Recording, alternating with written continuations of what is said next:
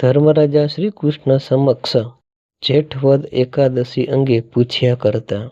શ્રી કૃષ્ણ કહે છે, આ વ્રત અતિ ઉત્તમ છે. તેનું નામ યોગીની એકાદશી છે.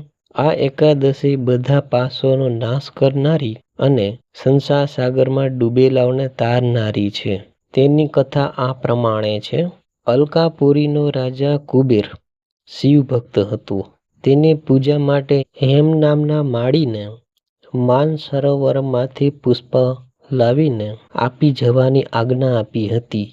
પૂજન સમયે માળી હંમેશા પુષ્પો લઈને આવતો અને કુબેર તે પુષ્પ પ્રભુની પૂજામાં ધરી પ્રભુને ચડાવતો. આ હેમ માળીને અત્યંત સ્વરૂપવાન પત્ની હતી. તે આખો દિવસ તેની સાથે કામપાસથી બંધાયેલો રહેતો. એક દિવસ આ હેમ માળી માનસરોવરમાંથી ફૂલ લાવી કુબેરના ઘેર પહોંચાડવાનો ભૂલી ગયો. આ બાજુ પૂજનનો સમય વીતી ગયો. માળી ના આવતા કુબેર ખૂબ ગુસ્સે થઈ ગયો. તેણે એક યક્ષને હેમ માળીને ઘેર મોકલ્યો. યક્ષે કુબેરજી પાસે આવીને કહ્યું, હેમ માળી તો તેની પત્ની સાથે મોજથી વાર્તા વિનોદ કરી રહ્યો છે.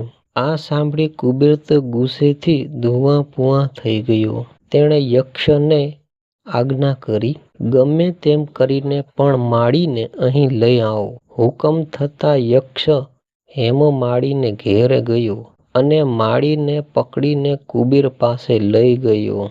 હેમ માળી તો ધ્રુજવા લાગ્યો.